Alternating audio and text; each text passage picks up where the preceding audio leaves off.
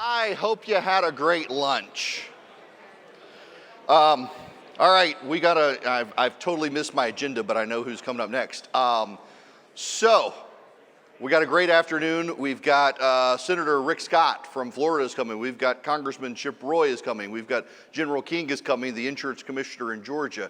Right now, I got a buddy of mine who we have this mutual admiration society because he always says, I admire you so much. I actually admire him because it boots on the ground in Georgia as a Christian conservative involved in politics, putting points on the board, not just for the right, but actually for people of faith on the right.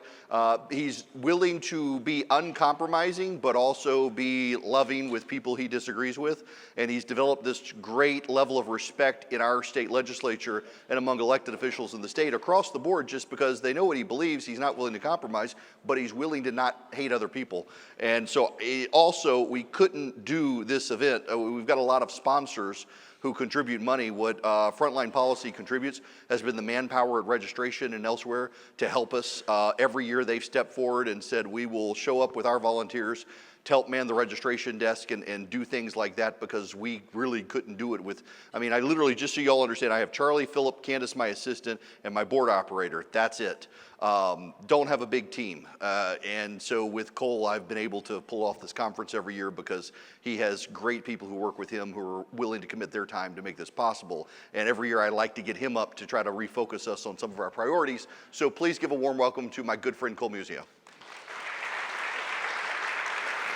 Thanks, brother. Appreciate it. Absolutely. Good to see you.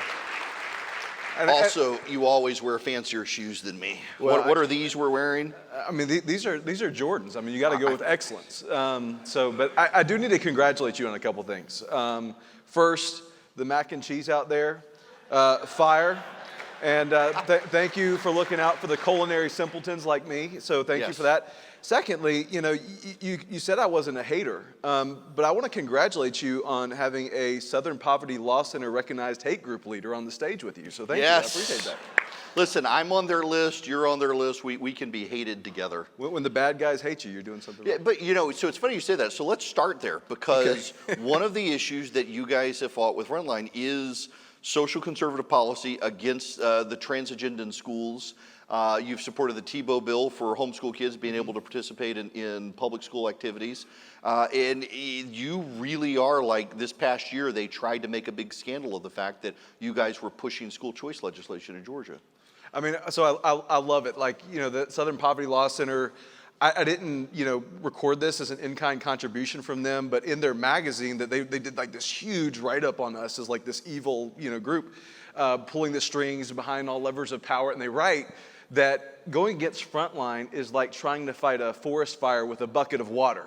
So I love it. We're happy to make their life more difficult, but that's exactly what we're trying to do. The left has so much money and energy and power and enthusiasm to fight for all the wrong things. You said social conservative. We think of ourselves as we're family conservatives, and we fight for truth.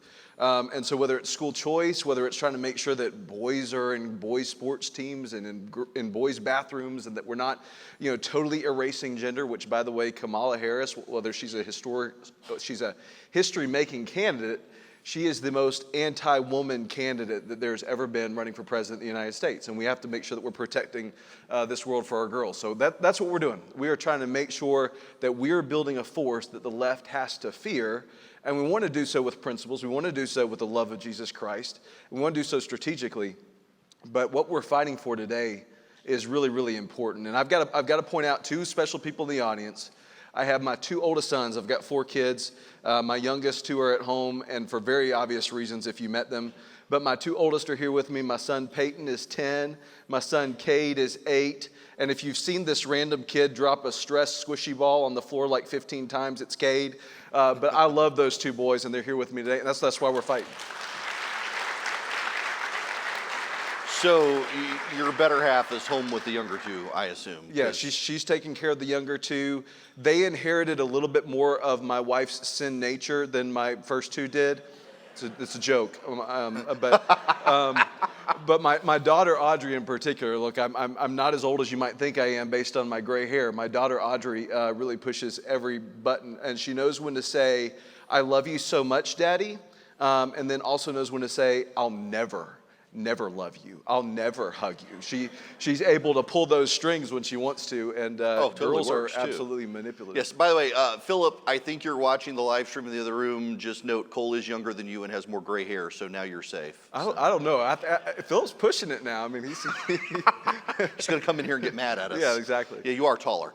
That's true. So I want to talk about school choice because this has been a big fight in our state for a number of years. And I think everybody who wanted the bill also acknowledges what we got is way less than what we should be able to get in the state. Absolutely. Can you talk about just the fight to get that crumb of legislation across?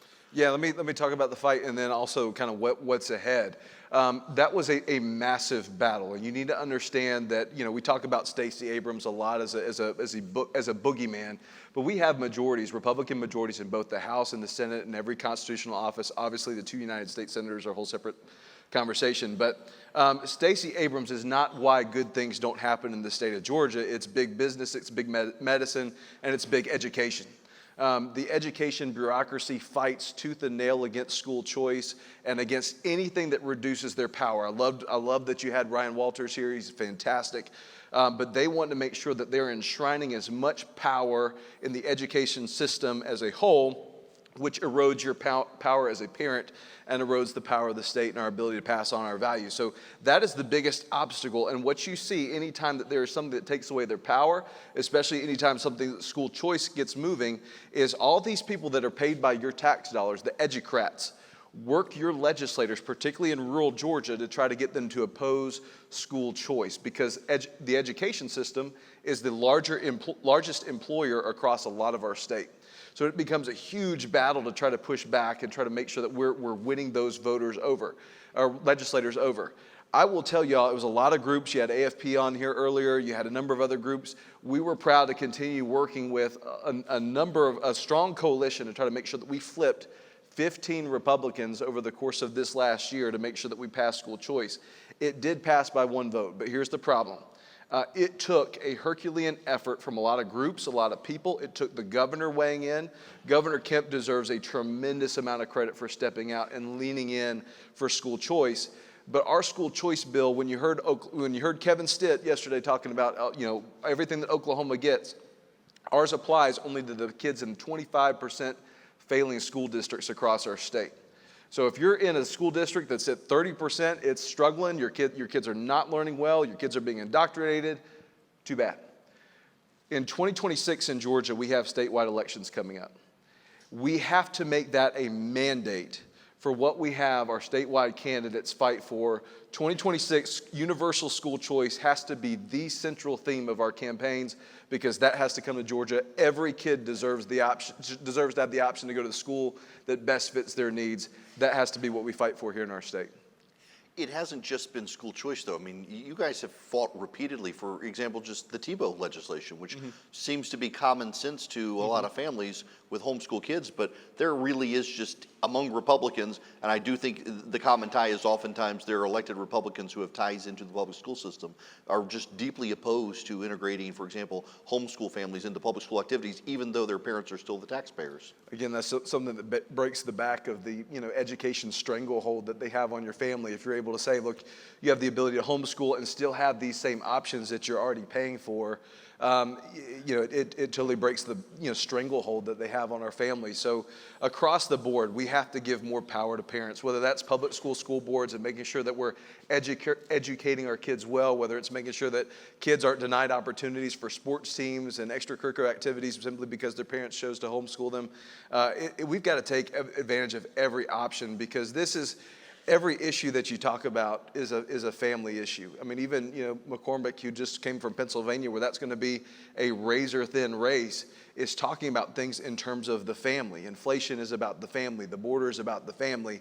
These issues of education are about the family. It's the left's all-out assault on your ability to raise your family. And so when we're talking about all these education issues, the moral imperative to make sure that we are giving power to parents to educate their kids as they see fit is an absolute necessity. And we continue, people associate Georgia with the Bible Belt, and kind of being this red state, not all that different than Alabama or whatever.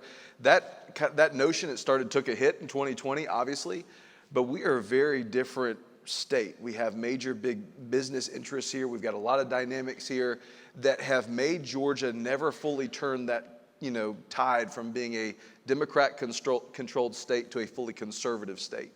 Brian Kemp winning in 2018 was a major transformation for our state and a major leap forward. But we're still having to fight on things like boys and girls sports, saving girls sports, protecting girls bathrooms. Those kind of fundamental things are big battles here because we've not conditioned our legislators to respond in a super conservative way as we're fighting for truth across our state. You point that out, probably one of the bigger fights out there for Republicans in the legislature and Democrats as well, is we're one of the few conservative states without a Religious Freedom Restoration Act on the books, and it's the Republicans who regularly kill it.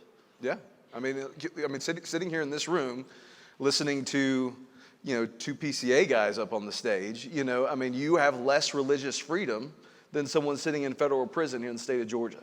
We're one of the minority of states. Iowa just passed one. Montana passed one a little bit before that refused to pass a Religious Freedom Restoration Act. And again, this is something Governor Kemp has pledged to support if it gets to his desk. But our legislators are not hearing enough from Christians across the state saying that we need RFRA in the state of Georgia. It just says that your religious freedom right needs to be treated with the same level of respect as every other constitutional liberty. But in our state has tremendous amounts of authority to override your religious freedom. Thank God we had a conservative governor in Brian Kemp that kept churches open during COVID. But you put somebody else in that office, they can trample on your religious freedom right all day long.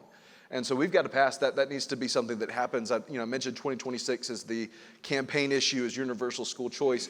RFRA needs to be a done issue by then. That needs to happen in 2025. It needs to be done. It needs to be over. And what I want people in this room to remember is these things that we've talked about are winning popular issues. School choice, when we polled it, was a 79% issue, and they broadened the coalition. School choice, when we polled it, universal school choice was a 79% issue among white voters. Among black voters, it was an 81% issue. This is how we build the tent, so to speak, without moderating, and it brings more people into the fold, and it's a winning issue. Save girls sports, 80+% issue. Boys outside of girls' bathrooms, 80+% issue. Giving more parental rights, 80+% issue. We talk about these things, we win. Let's talk about Frontline more specifically, because you guys have a reputation in the state, and I know because they talk to me sometimes. Your conservative competitors, if I can call them, sometimes complain that I dote on Frontline perhaps too much. But also, I appreciate you doing it. Yes. Also, though, even Democrats in the state legislature, they don't like the things you guys stand for, but I have a hard time finding ones who don't like you. That just I think those relationships. I can give you the names of the ones that don't like me. Yeah, probably yes. Yeah, your wife if you keep talking like that on stage. But it really, those relationships do matter. That you guys, everybody knows where you stand for, but they also know you're not, for lack of a better word, mean. I can be, but look, you talked about it earlier when you say getting to the end of the book and knowing that you've won. Look, we don't approach politics with anxiety. I mentioned my 2 sons that are here, 4 kids. I don't know for a fact that they'll ever see a United States of America that is totally God glorifying as a country. I don't know that, but I know that my sons can see Christians who live out their faith with authenticity. And that can start with me and our organization and people in this room. When we approach politics and we approach politicians, they need to see Jesus in how we operate. And so we not only try to engage winsomely, strategically, try to engage to win, try to engage and be nice and friendly and come alongside folks from a policy perspective. We also try to involve the church. We've got a Church Ambassador Network program that has done a fantastic job connecting pastors with government officials. We open up God's Word. And look, I'm excited to say that because of the Church Ambassador Network program, God's Word was opened up every single day in private meetings with legislators at your Georgia State Capitol. These legislators were prayed for, witnessed to, and told that they were held to a higher calling, even without being put in a political framework. That's awesome. How many people in this room believe that God's Word can change hearts and minds? Amen. And my goal is with this program, with everything that we're doing, that we are bringing a biblical perspective, that we're not just a standard political organization. We're not mean, we're not nasty, but we're able to approach things from a principled perspective. I don't waver on a whole lot of things, but from a principled perspective that points people to Jesus. Even if that's a one-on-one relationship, that's something we're trying to do as an organization. So let's talk about pastors and churches, because I know within our denomination and others, there's also this reluctance, understandably so, I think, to put too much politics in the pulpit, which I actually don't want to go listen to a political rally when I go to church. But also there is probably needs to be more greater awareness that churches should be playing a role as culture, so many of their congregants think, slips away. How do you thread that needle? I've never asked a pastor to talk more about politics. Here's what I ask a pastor to do. Speak to the issues that everywhere outside of the four walls of your church building are being spoken to. The only place where kids should not be confronted with gender identity shouldn't be the church. Every kid that walks through a church door should hear how fearfully and wonderfully made by a God who loves them, that they are made male and female. And that was part of his wonderful design and what good that brings to them. Every family that walks through church doors should hear how wonderful of an institution marriage is, and that it's not some burdensome fuddy-duddy thing. It is something that brings you ultimate joy. I love my wife more than anything on this planet, and there's nothing that has brought me greater joy and happiness than marriage. Churches too often shrink from that. Churches shrink from the value of every human being. Churches should be multicultural, not because they try intentionally to start multicultural programs. Churches should be multicultural because that should be the place where you see the value of every human life most embodied than anywhere else in our entire culture. And so churches need to talk about those issues with bravery and boldness. And as you approach an election cycle, churches should make sure that its people go out and mobilize and vote their values, not because they want to be more American or more conservative or more Republican, but because God has issued a mandate on the church to be salt and light into this world, and we can't do that if we shrink back.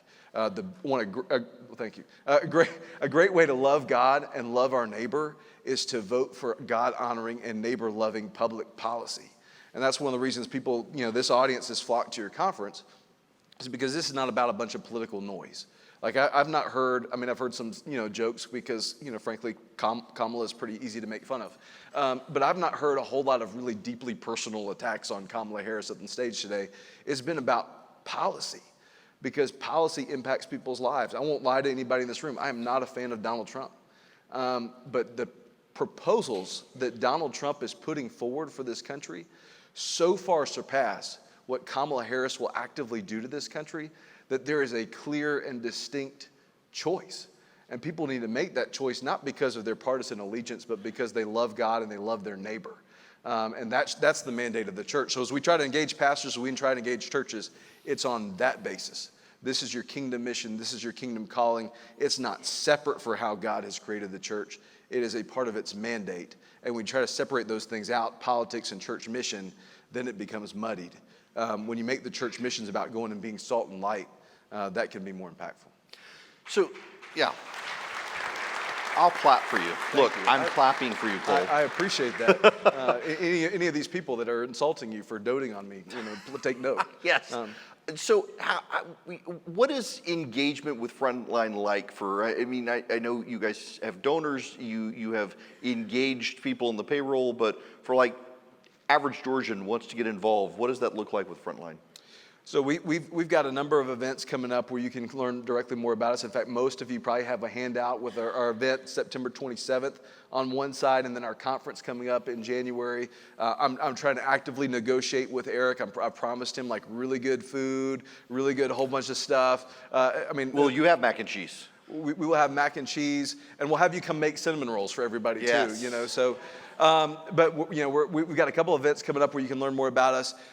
We are happy to take people on tours of the Capitol and engage them in that space. We're happy to provide election resources that you can get in your churches. We provide throughout legislative session a lot of opportunity to engage directly in the legislation that we're pushing. So we send out pretty constant action alerts of, hey, these are the things that we're working on. Not the things that we're just hearing about happening at the legislature, but the things that our team drafted and are engaged on, and we know what's happening, we know what's moving, We're able to get you involved in that process, even if it's just a couple clicks from your computer, and you're able to get an email off, or we're able to tell you how to make a phone call and engage you that way. And like I said, we're leaning on everybody in this room to engage the body of Christ. And so there's a lot of ways that you can do that. Begin to connect us with your pastor, connect us with your church. We do C3 programs, Christianity and Culture Conversations. We do those at churches. And so we're happy to come to your church, talk about issues, and make sure people are more aware and more engaged on that front as well. You mentioned school choice and RFRA. I mean, what other big issues do you think that in Georgia conservatives need to be advocating for? Well, I mean, advocating for, I mean, I referenced, boys in girls' bathrooms a good bit. Look, I mean, it's nuts that we have to talk about this, right? I mean, look, a 16-year-old... I believe the word is weird. Yeah, weird. Yeah, I mean, I think, the ticket we're running against is weird and extreme. But it's weird that we have to talk about this. Boys and girls sports, those are things that we have to continue pushing. We have a bill that would restrict the ability of obscene performances in front of minor children. Most of y'all have seen advertisements in your communities about drag story hours that are targeted at kids. And so we want to make sure that we're empowering parents to fight back against that. We want to get obscene materials out of schools, period, off library bookshelves, off what's being talked about. How many of y'all remember the huge outcry in Florida over the quote unquote "Don't Say Gay" bill? That made sure that just kids weren't talked about with sexual issues prior to the age of 3rd grade. That's how weird these other people are, that they want to make sure that they're able to talk about sexual issues with 3rd graders. We need to make sure that in the state of Georgia, we're not having these conversations prior to 5th grade. And it really doesn't belong in public education, period. But we're trying to make sure that we push the needle on that front. We also normally we talk about things that we're for. We do have a big battle in the state of Georgia as there continues to be a push. I think we have largely pushed back on casino gambling. I think we've largely pushed back on horse racing. But sports betting is something that continues to gain traction in the state of Georgia.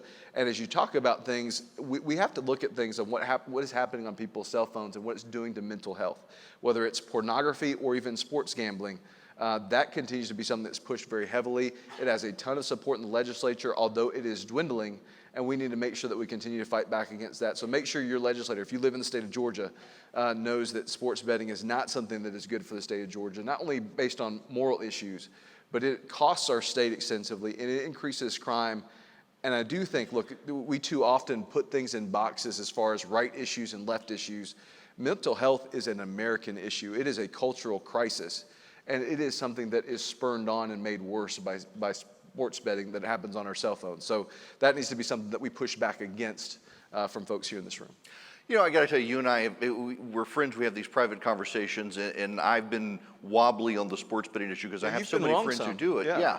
But I'm more and more mindful now. Like, if you watch ESPN, they are pushing you to make bets. If you watch sports on NBC, a football game, they're pushing you to make bets. And it just seems like we're headed towards a crisis of like 20-something men who all their money's gone because they've been induced to think, well, you can get extra money if you put these bets on it. It's like, I'm not like principally opposed to someone who wants to bet on sports. I've got plenty of friends who do, but this commercialization and push that it's somehow fun to throw your money at something where the odds are against you is bothering me more and more, that I can see the crisis coming.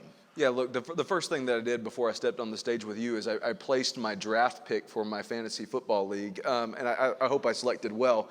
But this isn't about like fun with your friends. This is about getting people addicted. I told y'all I'm a Christian, so I'm an Auburn football fan. Look, I can't listen to an Auburn football podcast without every single ad being about they will give you money to get you hooked so you then do your next bet. We have a serious crisis on it. And again, this is tied to human trafficking, to pornography usage, to every sort of way that they can addict your mind to something. The left does not want you addicted to spending time with your family. They don't want you addicted to God's word. They want to addict you to everything online that they can use to manipulate your emotions and your brain.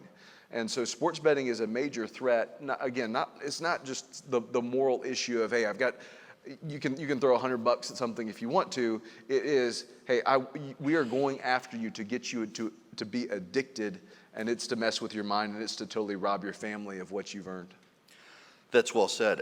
You mentioned casino gambling, something I've been so opposed to in the state, and it always does seem like the Republicans in the legislature have figured out they can get money from the casinos, saying they'll look at the legislation, and then they never actually pass the legislation. But I'm always a little bit worried. They always come down here and drop a little bit of money in, and forget the aspect of having a casino. The mayor of Atlanta one time had a great quote that Las Vegas is in a desert for a reason. Mm-hmm.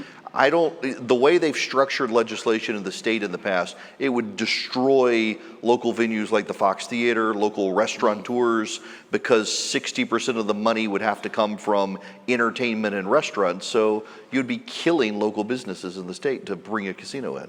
As conservatives, we care about history and we care about facts. So we learn things from other places. Nobody's ever been able to replicate Las Vegas. Everywhere it's been tried, it has failed. You cannot point to an example of the casino industry working. And to your point, it comes up every year. And most of the time, it is kind of a money-driven pursuit where the lobbyists have worked it. But here's the annoying thing. At the end of every year, we are pushing for things to make sure that your family is freer, that your values are more protected, that God is more honored across public policy, that you're able to keep more tax dollars, that your business is able to thrive. And we get to the end, and I'm devoting extreme staff hours and team hours and manpower to push all of those things. And then we have to defer and deter some of that to fighting against casino gambling.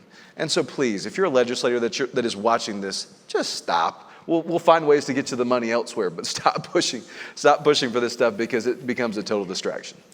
So before we get out of here, let's talk about like the next legislative cycle. Here in Georgia, our legislature meets every year starting in January. They're 40 days, which tends to be about 90 days the way they work it. Your number one issue for the next legislative cycle, which will not be an election year. So you'll have gone through the election. They won't have to stand for election. What's the difficult thing you want them to do? 2025 has to be the year Georgia passes the Religious Freedom Restoration Act, period. We're going to push a number of things. We will be launching a website within the next few weeks called frontlineagenda.com so that nobody can be confused, because we're coming for about 12 to 15 things on a big level. But RFRA has to be considered number one because it is not an election year. And we are coming up on, Brian Kemp will be in year 7 of 8. He is the most conservative governor that Georgia has ever had. This is a moment that we absolutely have to get this done, so that's priority issue number one. And we also have to, again, continue to set the stage for the battle that is coming in 2026. In Georgia, we benefited in 2022 because we had a wildly popular governor at the top of the ticket. We will not have a wildly popular governor running for re-election in 2026. We have to lay the groundwork because the left is going to push everything that they can to try to make sure that Georgia is not just a state that votes blue in November, but a state that they can take over in 2026. And if we allow them to do that, it's going to be very difficult to reclaim our state. So everything that we have to do between now and then also includes a look at 2026 because our state's very much on the line. Look, I want to thank you and Frontline again for making this possible. Every year you guys have stepped up with manpower, which is priceless to us because we couldn't do it without you, and for your friendship and the ability to needle me and text messages and keep each other humble. I mean, everybody, I can't tell you how many people come up to me and they just say, you and Erickson are too good looking to be conservative Christians. And so for Speak for yourself on that one. For that commonality, I figure I got to help you out here. Yeah, you got to. Listen, Cole, thank you for your friendship and everything. God bless you, brother. Thanks, man. I appreciate it. You drag that out there. Thank you. Thank y'all.